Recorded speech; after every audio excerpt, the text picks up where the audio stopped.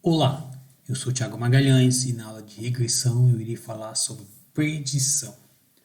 Os 4 tópicos da aula de hoje, começando pela introdução, que é a nossa boa e velha revisão. Suponho que y1 até yn, tais que yl é um x transposto beta mais um epsilon em que yl é um vetor conhecido, beta é um vetor desconhecido a ser estimado, yl são variáveis aleatórias com média zero e variância sigma2, no caso com distribuição normal. São independentes entre si e com a mesma variância. E para quem tem dúvidas, x transposto beta nada mais é que o beta 1, x1, beta 2, x2 mais pontinho, pontinho, beta p, xp.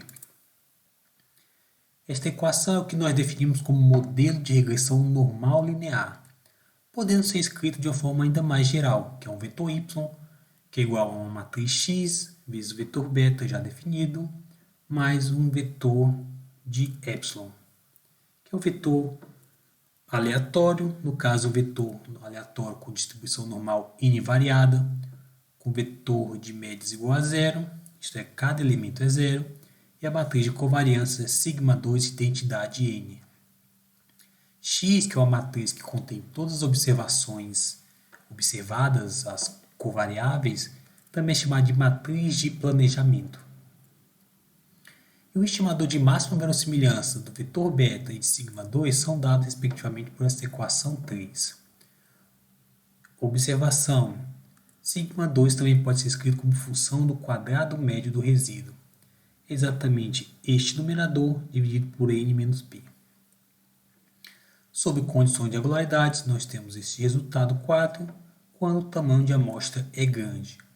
Adicionalmente, beta chapéu e sigma2 são ortogonais, isto é, não existe covariância entre eles é igual a zero. Então, vamos falar da aula de hoje mesmo, predição de novas observações. Uma importante aplicação dos modelos de regressão é a predição de uma nova observação, que nós chamamos de YH nova, que é para garantir que algo é um valor ainda não observado no banco de dados, para um específico vetor x. Vamos supor que esse x vai ser um XH, um H que também não está na minha amostra, mas no caso ela também pode estar, não tem problema nenhum. Se YH é o vetor das covariáveis de interesse, então essa previsão, essa predição dessa YH nova, nada mais é que o x transposto H vezes o beta chapéu. Nada mais é que a estimativa pontual para um novo valor da variável resposta. Notem, como nós vimos na aula passada, também a estimativa da média do μH, que pode ser o YH. Por isso nós estamos pondo a distinção desse nó, que pode ser de uma observação que não está no banco de dados. Considerando a obtenção de uma estimativa intervalada da observação futura YH nova, considere isso, tá? Foi um erro de português do professor. O intervalo de confiança para a resposta média em XH não é apropriada para este problema, pois ele é o intervalo para estimar a média de Y e não uma indicação probabilística sobre observações futuras desta distribuição. Então, isso talvez seja entre aspas, um defeito de um modelo de regressão normal, no caso normal linear, ou não necessariamente normal, mas linear, que é no sentido, nós estamos vendo que y, nós assumimos que y é um x transposto beta mais um erro. Esse x transposto beta ao mesmo tempo, ou x transposto beta estimado, é ao mesmo tempo o valor da observação y e é a média dessa variável y. Então gera esse confundimento. Então, seja a variável aleatória psi, que é o YH menos o YH chapéu. Esse YH chapéu pode ser visto como a média de YH. YH nada mais é que o x transposto H, beta chapéu. Notem que a esperança de psi aplica a esperança é um operador linear, a esperança de YH, a esperança de XH, beta chapéu. O XH é um valor conhecido, sai da esperança, calcula a esperança disso é beta, faz essa diferença igual a zero. Calculando a variância dessa diferença, é a variância da soma menos a covariância, mas YH e X transposto beta chapéu, que é o YH chapéu, são independentes. Vou comentar isso no próximo slide. Variância de XH beta chapéu, sai o XH transposto à esquerda e o XH à direita. Tá aqui a expressãozinha. Nós vimos já no começo da aula que a variância de beta chapéu é o X transposto X a menos 1. Só simplificando, a variância de psi é σ2, 1 mais o vetor XH, que é das novas observações, X transposto X a menos 1 e o vetor XH. Esse asterisco é a prova, por que as variáveis são independentes. A observação futura YH independente de Y chapéu H, pois YH é algo, ou uma variável aleatória no caso, não observado, enquanto YH chapéu depende de beta chapéu, novamente. Eu estimo meu beta chapéu a partir da minha amostra observada. Esse YH a gente está assumindo como observação futura, algo que não está na amostra. Logo, eles são independentes. Voltando aqui, beta chapéu é uma função de valores já observados. Nós temos que YH e YH chapéu tem distribuição normal, nós falamos disso na aula passada. Então, essa diferença também tem distribuição normal, com esta média, e com média igual a zero no caso, e esta variância aqui. Como é normal, nós podemos padronizá-la. Nós temos aqui uma normal 0,1. Podemos interpretar como essa diferença aqui, voltando, y menos YH chapéu tem distribuição com média zero. Então, subtrair de zero não muda nada. Dividido pela variância, está aqui a equação 6. Como a estatística em 6 depende de um parâmetro desconhecido, σ2, nós precisamos substituí-lo por uma estimativa não viesada, no caso, pelo quadrado médio do resíduo. E assim nós temos que, isso nós vimos nas últimas aulas e vocês viram muito em inferência 2. Tem distribuição T de student com n-p graus de liberdade. Lógico, se a gente tem nós temos uma quantidade pivotal, nós podemos construir um intervalo de confiança, que no caso, como eu estou falando de uma variável aleatória, então normalmente, tomem cuidado, intervalo de confiança a gente está pensando em parâmetros, na média, nos regressores, por σ2. Aqui nós estamos construindo um intervalo para uma variável aleatória, para uma variável resposta. Então aqui vamos chamar de intervalo de predição, com coeficiente de confiança 1 menos alfa. Então aqui esse YC na realidade é um IP, tá? Então é o YH chapéu, né? Isolando o YH nova do slide anterior, que eu omiti o nova só por simplicidade na notação. Então está aqui o intervalo de predição, onde T 1 menos alfa sobre 2, N menos P é o quantio sem 1 menos alfa sobre 2% da distribuição T de student com N menos P graus de liberdade. Mas vamos às considerações importantes.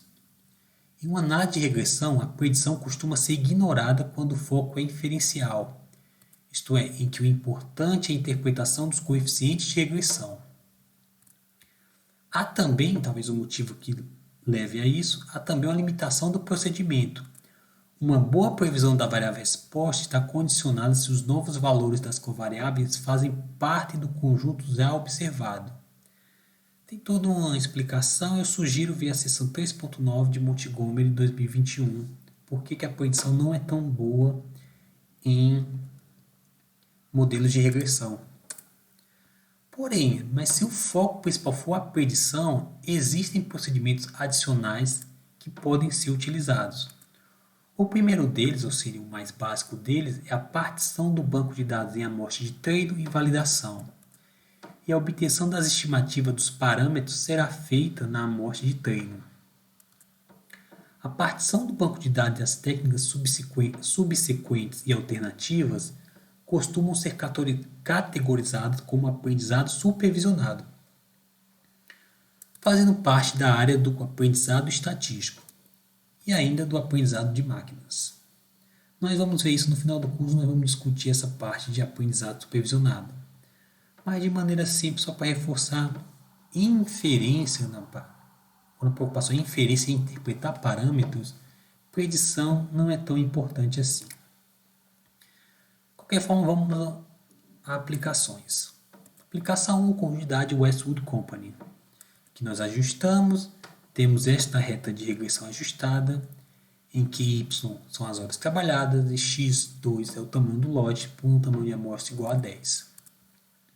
Temos a análise estimativa, calculamos o erro padrão, que vem lá do x transporte x a menos 1, tirando a raiz. A estatística do teste para testar se beta 1 é igual a 0, se beta 2 é igual a 0. Os testes, os parâmetros são significativos. Note, como é um modelo linear simples, se o beta 12 não for significativo, nós não teríamos uma estrutura de regressão. O modelo, esses dados poderiam ser ajustados pela média. Então, no geral, numa regressão, a gente está preocupado com os parâmetros que acompanham as covariáveis. Como a gente vê lá no teste F, se tivesse 3 regressores, ou um intercepto 2 regressores, o teste seria beta 2 igual a beta 3 igual a 0, para ver se existe uma regressão ou se pode ser ajustado por uma média. Testar beta 1 é se o intercepto é igual a 0. Se todo mundo fosse igual a não significativo, fossem iguais a 0, isso quer dizer que os dados podem ser ajustados pela média e a média é igual a 0. Neste caso, a região crítica para alfa 5% é a seguinte: rejeitamos a hipótese que os parâmetros são iguais a 0 quando a estatística do teste, ou a estatística calculada, for maior que 2,306. Todas forem, então, são significativas. O quadrado médio estimado foi 7,5. Então, aqui o gráfico de dispersão, né, são dados bem comportados. Eu não sei exatamente se esses dados são reais ou foram propostos pelos autores. A reta ajustada se ajusta muito bem. E o intervalo de predição. O intervalo também, como os dados são apenas 10 dados, bem comportadinhos, o intervalo de predição é bem curtinho, ou não é largo. Então, ficou bem interessante esse intervalo de predição. Eu não fiz aqui, mas vocês podem fazer, quando vocês acessarem os scripts, é possível fazer também o gráfico do intervalo de confiança para a média. E vocês verão que ele é mais curto, no caso aqui vai ser até bem mais próximo da reta ajustada. Aplicação 2, um conjunto de dados de 1920, disponíveis em Ezequiel 1930, que relaciona a velocidade de um carro, que é a variável explicativa, e a distância percorrida entre o momento da friagem e a parada total, que é a variável resposta. Após o ajuste, nós temos o seguinte modelo estimado. Y chapéu é menos 17,58 mais 393xL2, em que YL é a distância percorrida em pés e a velocidade em milhas por hora, o tamanho de amostra igual a 50. Uma coisa interessante observar nesse banco de dados é que talvez fosse interessante ajustá-lo sem o intercepto. Porque notem, se XL fosse 2, se x2 fosse igual a 0, y seria negativo, isto é, a distância seria negativa. Será que o carro parado ele anda para trás? Não faz muito sentido, não é? Por exemplo, qualquer x menor que 6, esse valor seria negativo. Então, pode ser que na prática esse modelo deveria ser ajustado seria ajustado sem o intercepto. As estimativas para beta 1, beta 2, que é como falo na retinha, o erro padrão, a estatística para testar se beta 1 é significativo, beta 2 é significativo, região crítica no caso é 2,011, para alfa igual a 5%, foram todos significativos, pode ser com alfa igual a 10%, esse beta 1 já não fosse mais significativo. Quadrado médio resíduo estimado 236, bem alto. E aqui o gráfico de dispersão, né? Na prática a gente sempre começa com gráfico de dispersão, mas eu estou fazendo um gráfico só. Gráfico de dispersão, reta ajustada e o intervalo de predição. Notem como o intervalo já é bem mais largo. E notem que tem até pontos fora dele. São pontos, para velocidades, existem 4 observações que tiveram a mesma velocidade e a distância até a parada bem diferente entre si. A mesma coisa ocorreu aqui. Imagina que aqui são 4, aqui também são 4. Claro, pode ser que o modelo linear aqui também não seja o mais apropriado. Mas assumindo que é um modelo normal linear, nós estamos vendo aqui que o gráfico, o intervalo de posição pode ser que não seja bem interessante. As referências de hoje, Ezequiel, talvez não pronúncia correta, está neste livro. O artigo de Student, que surgiu a distribuição.